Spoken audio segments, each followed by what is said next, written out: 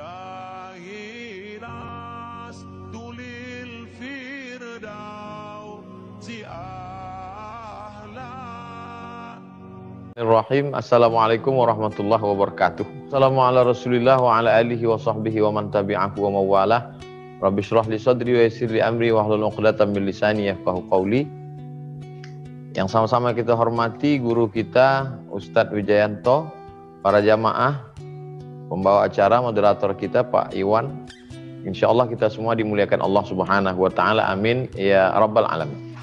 Nabi Muhammad SAW itu ketika setiap orang bertemu dengan dia susah untuk melupakannya, sangat berkesan di hati mereka, sampai-sampai mereka menggelar dia dengan gelar Al-Amin. Kalau yang menggelar Nabi Muhammad SAW itu Al-Amin adalah Abu Bakar, Umar, Utsman, Ali, itu sesuatu yang wajar karena sahabatnya, karena temannya. Tapi gelar Al-Amin itu jauh sebelum beliau menjadi Nabi. Yang memberi gelar Al-Amin itu adalah Abu Jahal, Abu Lahab, tokoh-tokoh masyarakat kafir Quraisy. Artinya beliau sudah memberikan kesan baik dulu terhadap musuh-musuh itu. Makanya ketika beliau menerima wahyu dari Allah Subhanahu wa taala, mereka sulit untuk membalik Al-Amin itu menjadi Al-Kadzab. Sulit untuk membalik Al-Amin itu menjadi Al-Khain. Kenapa?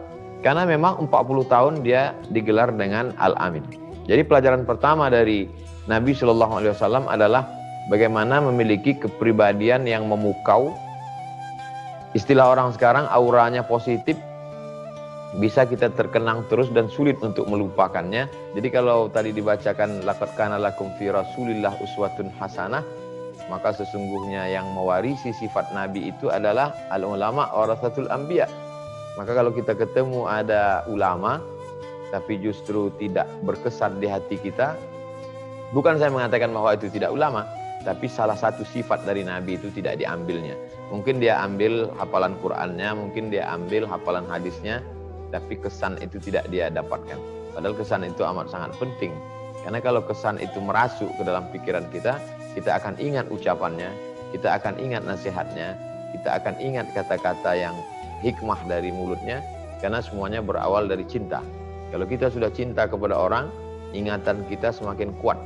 Saya di antara guru-guru saya dulu ketika di madrasah, di sekolah, mana yang paling saya cinta, yang paling saya terkesan, itulah yang paling melekat pelajaran di kepala saya.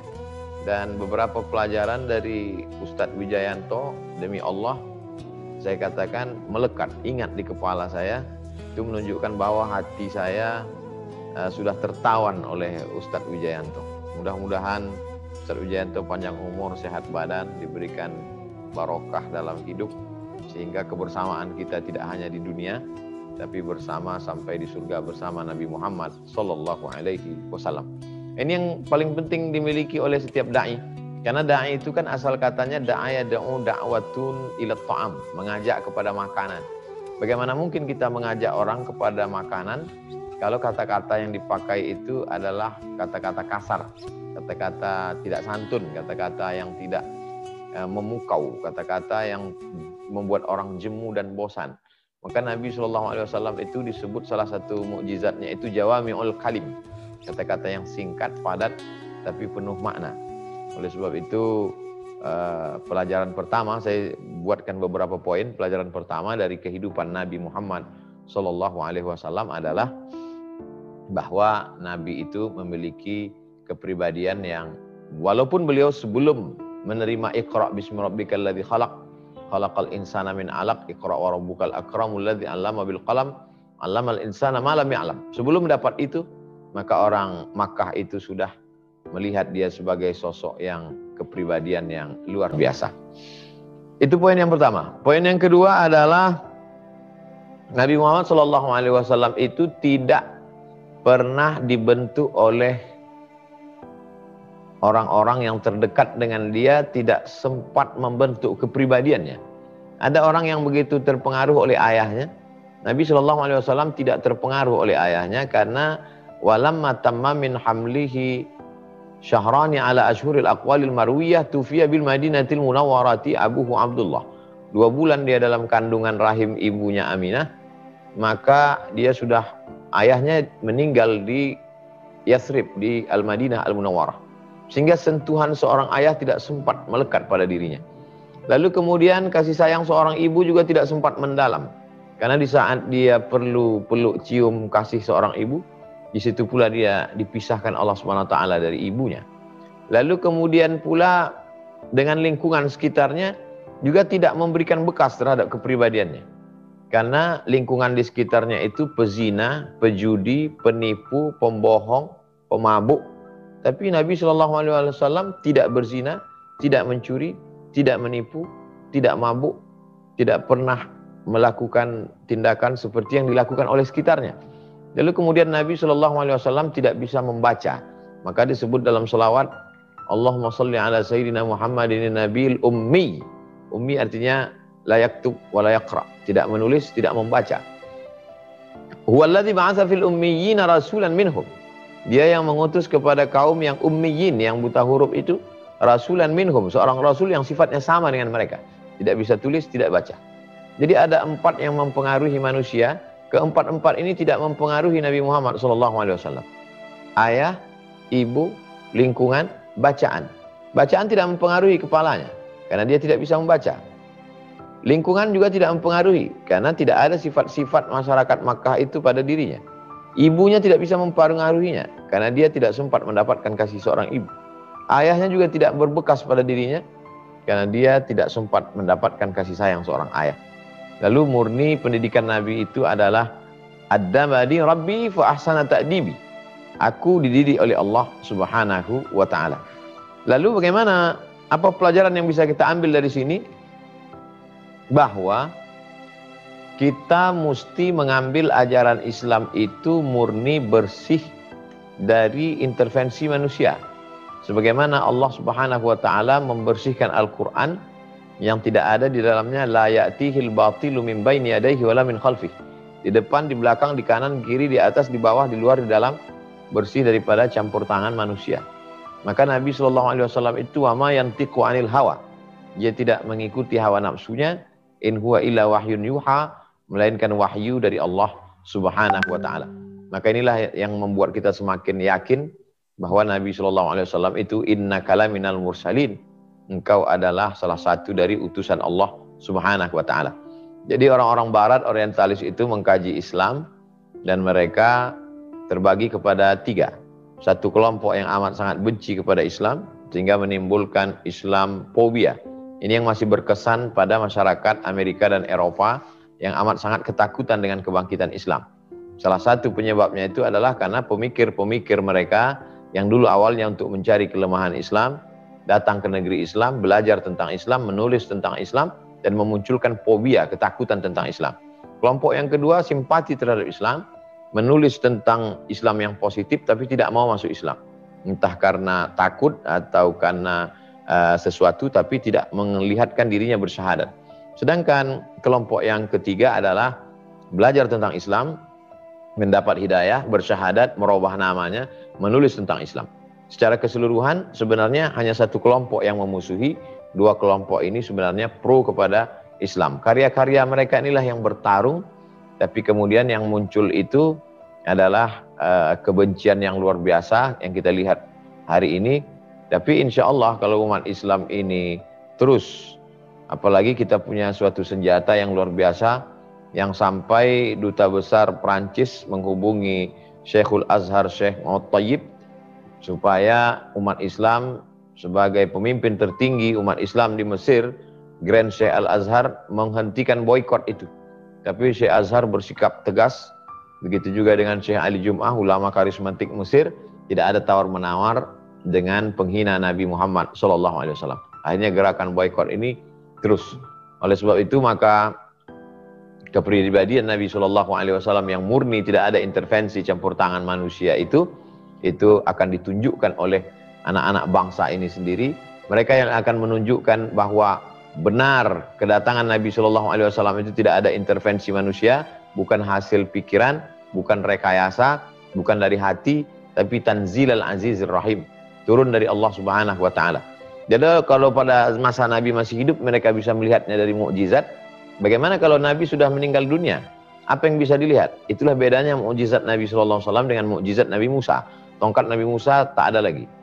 Itulah bedanya mukjizat Nabi SAW dengan mukjizat Nabi Isa. Nabi Isa menyembuhkan orang lumpuh, orang buta, menghidupkan orang mati biiznillah. Tapi kemudian setelah dia tidak ada, mukjizat itu pun hilang. Tapi mukjizat Nabi SAW kekal abadi sampai hari ini Al-Quran. Maka kalau Al-Quran ini dijelaskan oleh para saintis, dijelaskan oleh para dokter, ayat-ayat Al-Quran tentang penciptaan manusia, ayat Al-Quran yang bercerita tentang manusia ini dari nutfah, berubah menjadi alaqah, berubah menjadi mudghah, berubah menjadi izam, fakasawna al-izama lahma, thumma ansha'nahu khalqan akhar, fatabarakallahu ahsanul khaliqin. Kalau itu dijelaskan oleh anak-anak kita yang belajar di barat, dengan teori medis kedokteran menjadi spesialis kandungan, dia jelaskan pakai bahasa mereka, bahasa Perancis, bahasa Inggris, maka itu akan menunjukkan kebenaran Islam bahwa tidak mungkin seorang yang tidak bisa tulis baca bisa mengetahui tentang proses kejadian manusia di alam rahim dengan sedemikian detailnya, lengkap dengan jumlah hari-harinya. Inna ahadakum yujma'u khalquhu fi batni ummihi 40 yawman nutfah, 40 hari dalam bentuk sperma. Semayakunu alaqatan mithla dhalik, 40 hari dalam bentuk darah. Semayakunu mudghatan mithla dhalik, 40 hari dalam bentuk segumpal daging. Maka insya Allah sesuai dengan janji Allah dalam Al-Quran, sanurihim ayatina fil afaq. Kami akan tunjukkan ayat-ayat tanda-tanda kebesaran kami di atas alam semesta. Wa fi anfusikum. Bahkan ada tanda-tanda kebesaran kami di dalam diri kamu. Hatta yatabayyana lahum annahul haq. Sampai jelas bagi mereka bahwa agama ini benar, datang dari Allah. Lalu kemudian afala ta'qilun, kenapa kamu tidak berpikir? Oleh sebab itu apa yang terjadi pada syariat Nabi Muhammad SAW hari ini adalah bagian dari skenario Allah Subhanahu Wa Taala. Bagaimana dulu 11 September itu pemicu orang mencari tentang Islam. Setelah itu Eropa berduyun-duyun bersyahadat. Mereka mulai mencari apa itu Islam, apa itu Muhammad SAW. Bad news, berita jelek, tapi bagi media itu justru adalah berita baik. Karena itu adalah iklan gratis tentang Islam. Dulu ketika mereka melihat Islam ini sebagai agama primitif, agama teroris, agama yang disusupi oleh setan, Nabi Muhammad dapat bisikan-bisikan dari iblis. Tapi kemudian ketika mereka melihat peradaban ini, apakah mungkin bisikan iblis bisa melahirkan peradaban yang luar biasa? Dari mulai ilmu medis sampai filsafat Sokrates, Aristoteles, Demokritos, bisa dijelaskan oleh Al-Farabi, Avicenna, Ibnu Sina, dijelaskan oleh Ibnu Khaldun, sosiolog muslim. Apakah mungkin bisikan setan bisa membangun peradaban besar, kerajaan Bani Umayyah, Bani Abbasiyah, sampai kepada Turki Utsmani? Apakah mungkin agama bisikan setan bisa melahirkan peradaban besar? Bagaimana Islam 7 abad lamanya di Andalusia? Oleh sebab itu, apa yang kita lihat hari ini itu sebenarnya adalah pemicu untuk orang semakin menggali tentang Islam. Kita tahu beda antara budaya kita di timur dengan di barat. Di barat sebagian yang mungkin akan marah, mengamuk, membunuh, tapi di balik itu akan lahir cendekiawan-cendekiawan yang mulai menggali tentang manuskrip Islam. Kita tahu sebagian besar manuskrip kita itu berada di Leiden, Belanda. Karena mereka ketika menjajah kita, mereka ambil dari mulai keris-keris kita, tombak-tombak kita, sampai tulisan-tulisan ulama kita. Dan itu siapa yang akan mengkajinya? Mereka mengambilnya, mereka akan mengkajinya, mereka akan menggalinya. Karena kebangkitan Islam di Afrika sudah, kebangkitan Islam di Jazirah Arab sudah, kebangkitan Islam di Asia Tenggara sudah. Masa kerajaan-kerajaan Islam, kerajaan Demak, kerajaan Siak, kerajaan para ahli bait di Kalimantan dan Sulawesi, Brunei Darussalam, Malaysia, kerajaan-kerajaan Melayu.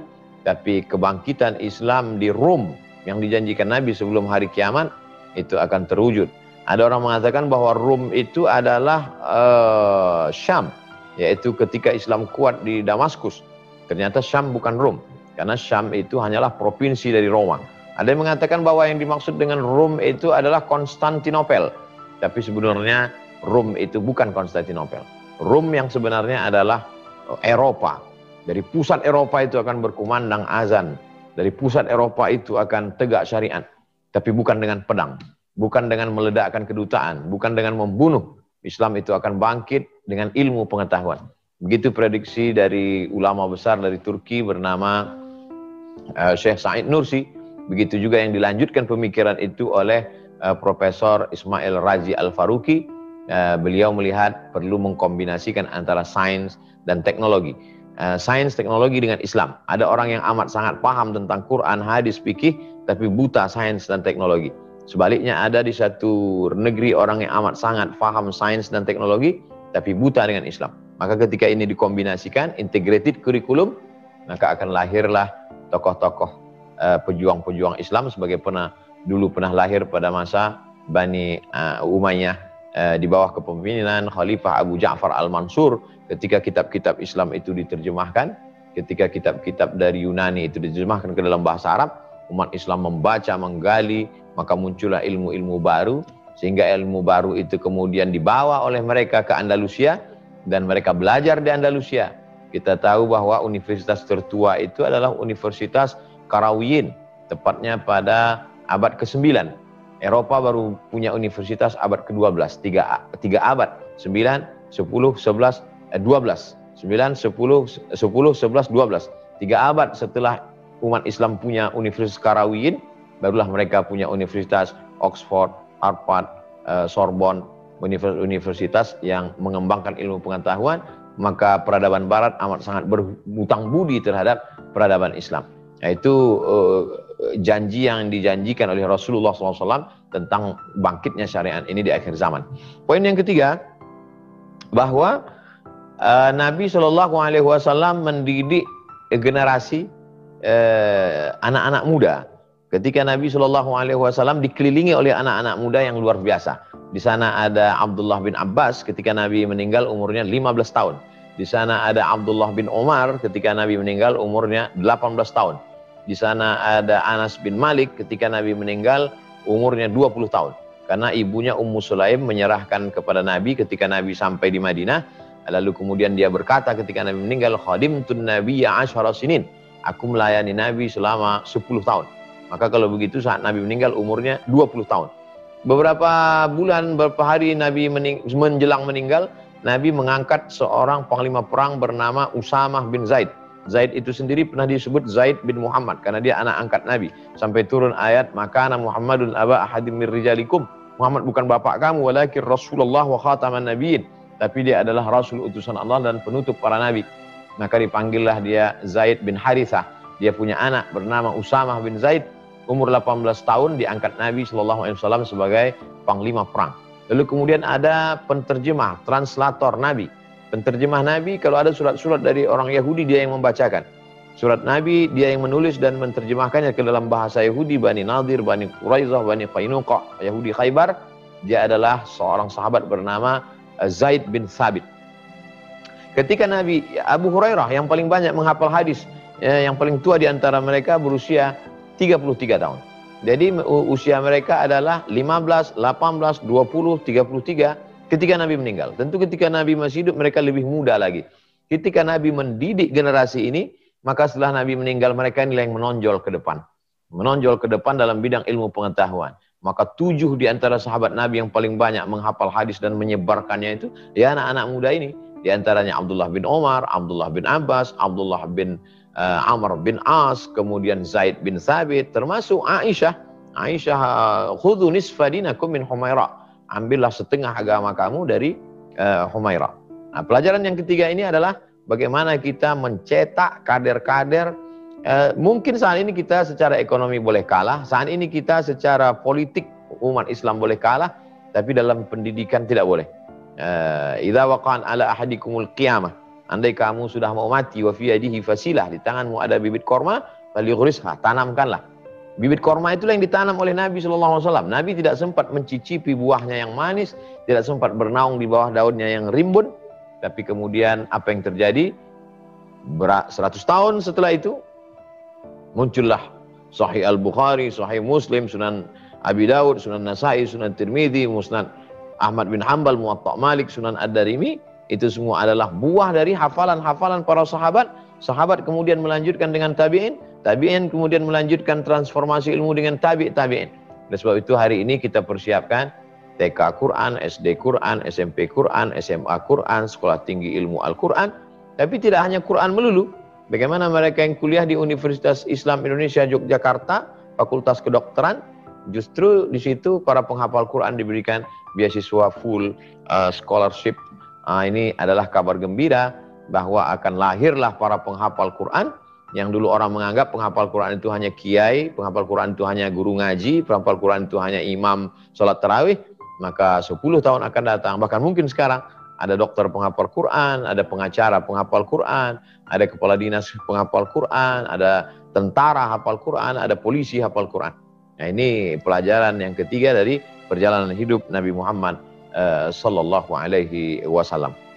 Bisa diulang Mas Iwan? Ini dari Ibu Sofi, Ya. Pertanyaannya. Jadi bagaimana Rasulullah itu mempunyai quality time dengan istri-istri beliau dan anak-anaknya, padahal amanah beliau itu sangat besar dalam mengurusi dan memikirkan umat. Dan bagaimana keluarga zaman sekarang ini meneladani hal tersebut di tengah sibuknya aktivitas yang kita miliki bersama. Pertama, waktu manusia itu dihabiskan oleh radio. Dari mulai tutur tinular, babat tanah leluhur, mantili, kemudian mak lampir. Kemudian dihabiskan oleh televisi. Dari yang disebut Ustadz Wijayanto, Cemara tadi, yang mau dirubah jadi Samara. Kemudian Sengsara Membawa Nikmat, kemudian Siti Nurbaya, lalu muncullah channel-channel tahun 90 muncul Mahabharata, lalu sekarang drama Korea dan lain sebagainya. Lalu kemudian muncul lagi yang lebih menghabiskan daripada itu adalah kalau dulu satu kampung itu TV-nya satu, yang punya TV cuma Pak Kades, anak RT, anak RW boleh duduk di depan. Sekarang satu orang TV-nya 3, karena masing-masing punya channel. Channel bapaknya, channel ibunya, channel anaknya. Ini jadi habis sebenarnya waktu itu ya karena itu, hingga quality time itu tidak ada.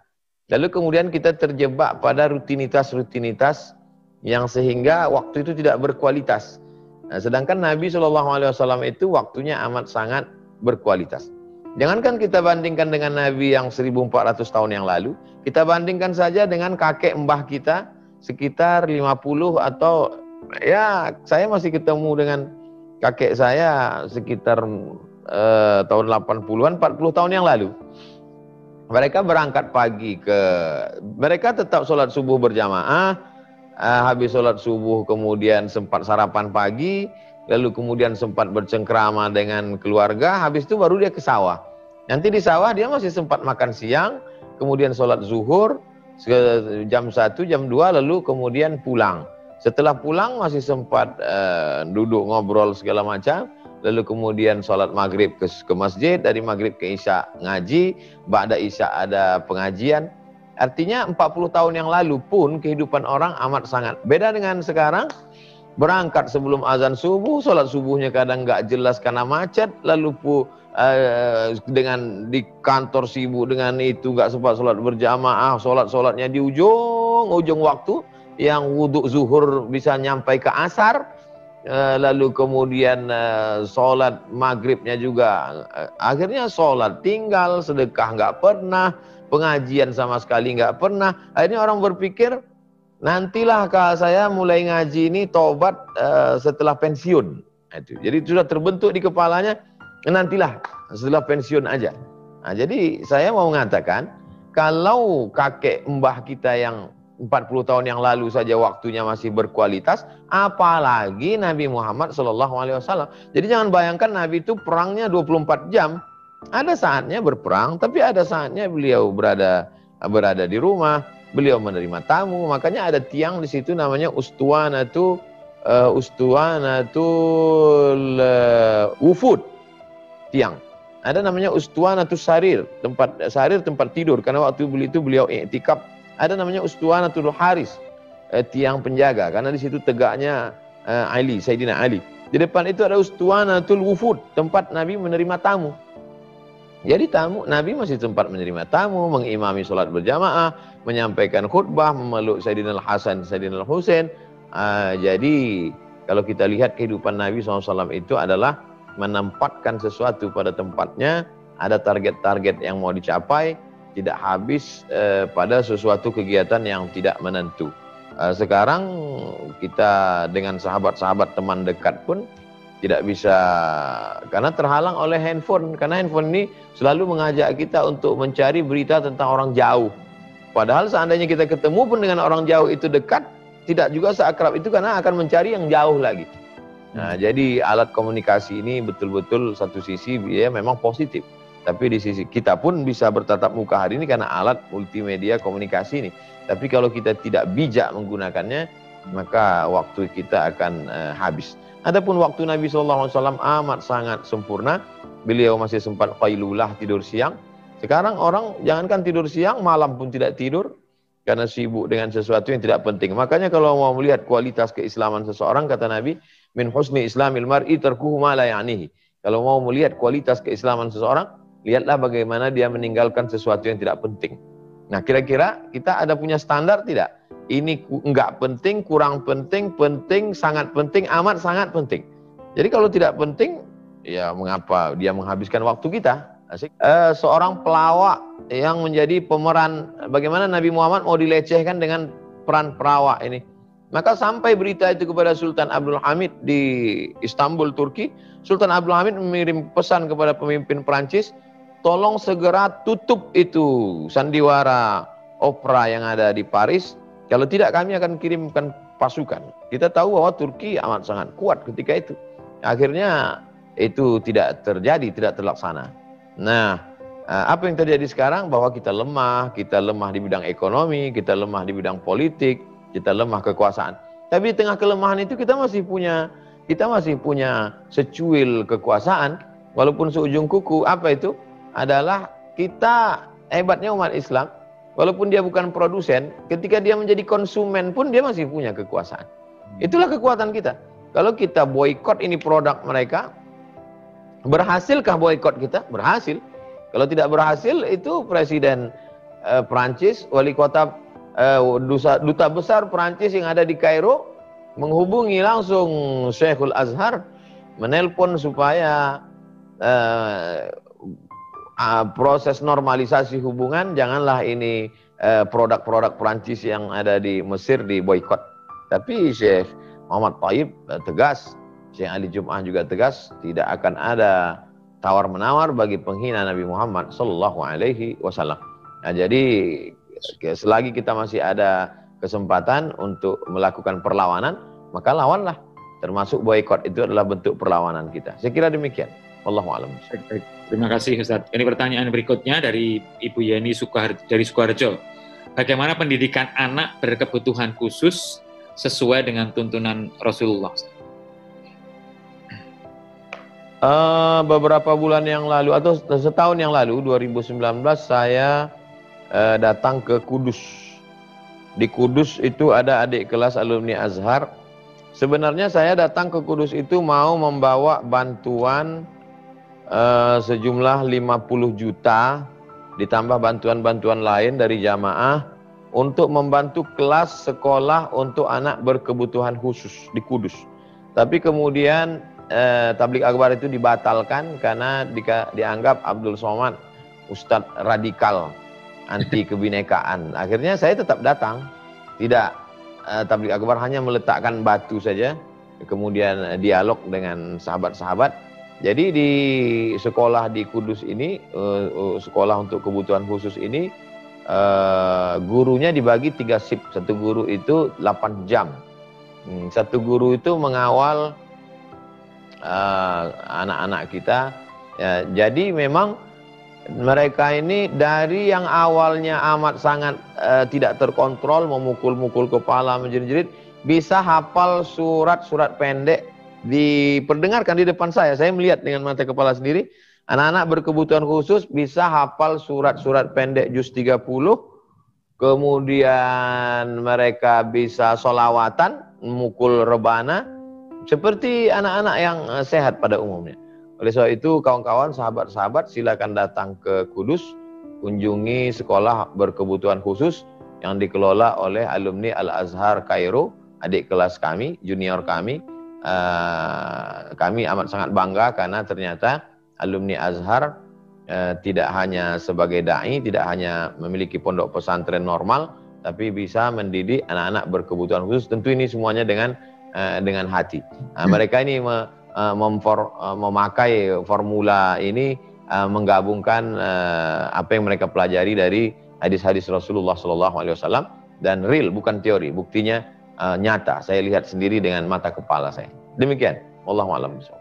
Ustadz ingat namanya, nama sekolahnya? Saya lupa nama pondok. Nanti saya kirim ke Ustadz Wijayanto. Oke, ya. Terima kasih. Ini kemudian yang pertanyaan berikutnya dari akun Wijdana. Assalamualaikum Ustadz, saya ingin bertanya bagaimana menyikapi sikap atau sifat tidak sabar yang lazim ditemukan pada orang tua muda zaman sekarang dalam menghadapi anak usia dini 0 sampai 6 tahun. Seperti apa yang sebaiknya dicontoh dari Rasulullah SAW? Nabi SAW pada suatu ketika dia sedang duduk, di sampingnya ada seorang anak kecil di bawah 6 tahun. Kemudian di depan anak kecil itu ada ceret tempat air minum. Lalu kemudian Nabi SAW ngomong ke anak kecil itu, boleh nggak kalau saya ambil air minum ini? Lalu anak kecil itu mengatakan, boleh, silakan ya Rasulullah. Lalu kemudian Nabi mengambil air minum itu. Apa pelajaran yang bisa kita ambil? Bahwa Nabi mengakui keberadaan anak itu, bahwa anak itu ada. Sekarang kita kalau melihat anak-anak kecil ini seolah-olah mereka nggak ada, kita cuekin. Sebab itu kalau saya pergi pengajian di mana-mana, saya lihat ada anak-anak kecil manggil dari bawah, melambaikan tangan, Ustadz saya salami, saya usap kepalanya. Saya ingin mengatakan kepada dia bahwa kamu ada loh. Jadi bahkan saya panggil anak-anak, sini anak-anak semua yang kecil-kecil sini, kita foto, kita bareng. Satu sisi saya ingin mengatakan bahwa mereka ada. Yang kedua, kalau foto itu mereka simpan, syukur-syukur mereka cetak, itu akan berkesan buat mereka dan jadi amal jariah buat saya. Ini loh bahwa kita dulu kecil sudah biasa ikut pengajian, kita dulu dididik, itu kesannya luar biasa. Lalu kemudian di beberapa kajian datang anak kecil dengan penuh keberanian membawa lukisan. Ini saya buat gambar untuk Ustadz. Ini loh Ustadz, saya bisa gambar rumah. Nanti saya ingin ayah saya punya rumah 2 lantai, yang di atasnya ada kamar untuk kamar Ustadz Abdul Somad. Anak umur 5 tahun bisa terpikir untuk membuatkan kamar untuk saya di atas, itu di luar. Bagaimana dia berpikir bahwa saya akan datang ke rumahnya, dan akan mampir, dan saya punya kamar khusus di rumah itu. Ya, jadi anak-anak kecil ini perlu kita, dia ada. Berapa banyak anak kecil ketika dengan semangatnya datang untuk menunjukkan ke orang tuanya, ini loh nilai bagus, tapi orang tuanya lebih sibuk dengan temannya, dengan handphonenya. Saat itu dia sedang, begitu yang dilakukan oleh Nabi SAW terhadap Sayyidina Hasan, Sayyidina Husain. Nabi sedang khutbah di atas mimbar masjid. Lalu kemudian ketika sedang khutbah itu dia lihat Hasan dan Husain. Karena rumah Nabi dengan rumah Nabi, kalau kita sedang khutbah di atas mimbar, rumah Nabi sebelah kanan, di belakang rumah Nabi itu rumah Sayyidatuna Fatimah dengan Sayyidina Ali. Kemudian Sayyidina Hasan dan Husain sedang berebut baju. Lalu kemudian Nabi turun dari mimbarnya, melerai cucunya itu. Lalu kemudian setelah itu Nabi naik lagi ke mimbar dan berkata, innama amwalukum wa auladukum fitnah. Memang harta dan anak-anak ini adalah ujian. Kalau kita sekarang dia mau nangis, mau jungkir balik, apa pentingnya, biarkan saja. Tapi Nabi sampai meninggalkan mimbarnya untuk turun, ada perhatian bahwa mereka ini ada, mereka perlu dianggap. Nah, kita menganggap bahwa yang perlu dianggap itu hanya orang dewasa saja. Lalu kemudian ada anak kecil, namanya Abu Umair. Burung, dia memelihara burung, burungnya mati. Burungnya mati, lalu Nabi bercanda dengan dia bagaimana supaya dia tersenyum. Apa kata Nabi? Ya Abu Umair, ma fa'alan nughair. Ya Abu Umair, ma fa'alan nughair. Abu Umair, gimana nughair, gimana burung? Gimana kabar burung piaraanmu yang kemarin? Ya, Nabi ingin ada hubungan dengan dia. Padahal Nabi loh, Nabi. Kita membayangkan Nabi ini berapa kali lipat di atas kiai gitu. Kadang kita kalau udah jadi orang yang ini, anak-anak kecil nih remeh-temeh lah, tidak kita anggap. Itu perhatian Nabi SAW. Nabi duduk, lalu kemudian memeluk Hasan dan Husain. Lalu kemudian ada seorang Arab Badui, Nabi mencium cucunya. Ada seorang Arab Badui namanya Aqra bin Habis. Kata dia, anakku 10 orang laki-laki, satu pun tidak pernah aku cium. Kata Nabi SAW, Ar-Rahimuna yarhamuhumur Rahman. Orang yang dikasih sayang oleh Allah itu hanyalah orang yang ada kasih sayang dari dalam hatinya. Irhamu man fil ardi yarhamukum man fis sama. Sayangi makhluk yang di bumi, maka makhluk-makhluk di langit, malaikat-malaikat akan sayang kepada, akan mendoakan supaya kamu mendapatkan rahmatnya. Jadi yang pertama bahwa mereka perlu dianggap, berdialog, bercerita seperti yang dilakukan oleh Nabi SAW. Di samping itu juga doa luar biasa, doa ibu luar biasa, ucapan dari ibu itu luar biasa. Nabi mendoakan cucunya, u'idzukum bi kalimatillahi tammati min kulli syaitani wa hammati wa min kulli ainil lammah, kepada Hasan dan Husain. Nabi mendoakan Anas bin Malik, Allahumma aktsir malahu wa waladahu, banyakkan anaknya, banyakkan hartanya. Nabi mendoakan Abdullah bin Abbas, Allahumma faqihhu fid din wa 'allimhu ta'wil. Ya Allah, dalamkan ilmu agamanya, ajarkan dia pemahaman yang benar. Kalau kita ikut tuntunan ini, dikasih dia makanan yang halal, didoakan, disolawatkan, dibacakan surat-surat, dibacakan Al-Fatihah, maka anak-anak ini insya Allah akan terbuka pintu hatinya, akan diberikan Allah kemudahan-kemudahan dalam pendidikannya, karena janji Allah Subhanahu wa taala, qul in kuntum tuhibbunallah, kalau kamu memang cinta kepada Allah, fattabi'uni, ikuti aku, ikuti Nabi sallallahu alaihi wasallam. Mengikuti Nabi tidak hanya dalam masalah sholat tahajudnya, witirnya, zikirnya, tapi juga bagaimana dia bersikap kepada anak-anak kecil ini. Demikian, Allahu a'lam. Terus bagaimana pertanyaan lanjutannya Ustaz, membuat supaya anak-anak ini menjadikan Rasulullah sebagai idolanya di tengah zaman yang seperti ini?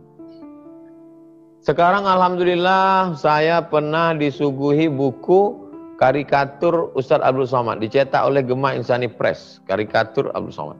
Jadi cerita tentang Nabi, walaupun Nabi tidak boleh digambar, tidak boleh dilukis, tapi seperti film The Message, itu Nabi bisa dalam bentuk cahaya, dalam bentuk bulat tulisan Muhammad SAW, kalau bisa, mereka bisa. Jadi pertama karikatur, karena ini ada segmen-segmennya, yang karikatur ada segmennya, kemudian animasi. Bagaimana kita menonton animasi Nusa dan Rara bisa begitu populernya, maka bisa saja bercerita tentang Nabi Shallallahu Alaihi Wasallam. Saya datang ke tempat home production, tempat pembuatan film, memang sulit sekali bagaimana tim itu menggambar Nusa dan Rara untuk mengkedipkan matanya, begitu lama sekali proses. Saya melihat, tapi itu jihad mereka yang luar biasa. Sebelum masuk ke TV mereka hanya di YouTube saja, YouTube, dan itu penontonnya luar biasa. Jadi bisa melalui, dan kita manfaatkan, kita punya saudara-saudara kita yang jago dongeng. Bagaimana pendongeng ini yang selama ini ceritanya fiktif, cerita rakyat, cerita legenda, beralih kepada cerita tentang kehidupan Nabi Sallallahu Alaihi Wasallam. Karena ini dongeng ada segmennya, karikatur ada segmennya, kemudian animasi ada segmennya. Kita manfaatkan ini. Nah, ini yang disebut dalam Al-Quran bilisani qaumi, ini dengan bahasa kaumnya. Nabi ketika ketemu dengan suatu suku, itu bahasa Nabi itu bahasanya luar biasa. Laisa min birrim asyamum fi safar. Banyak sekali huruf mimnya, bukan Arab yang normal. Sebenarnya apa ini? Ternyata Nabi sedang berhadapan dengan orang Himyar. Nabi berbahasa dengan bahasa Himyar, dengan bahasa kaumnya. Jadi dengan anak-anak kecil ini nggak bisa tablik akbar. Dengan anak kecil adalah dengan bahasa karikatur, bahasa dongeng, bahasa animasi. Maka kalau ini kita pakai, ini juga adalah proses pendidikan anak-anak bagaimana untuk bercerita dengan Hasan, bercerita tentang Husain, bercerita tentang kecintaan kepada Nabi, bagaimana Nabi bersama sahabat, bagaimana masa kecil Nabi. Seandainya dibuatkan film animasi bagaimana Nabi ditinggalkan ayah, ditinggalkan ibu, ditinggalkan kakek, tinggal dengan seorang paman yang anaknya banyak. Itu efeknya kalau pandai membuat animasi itu efeknya ke anak-anak kita luar biasa. Setelah satu episode nonton itu, dia menjadi amat sayang dengan ayahnya, dengan ibunya. Kenapa? Karena dia melihat Nabi sebagai sosok kehilangan ayah dan ibu. Bisa tidak itu kita munculkan?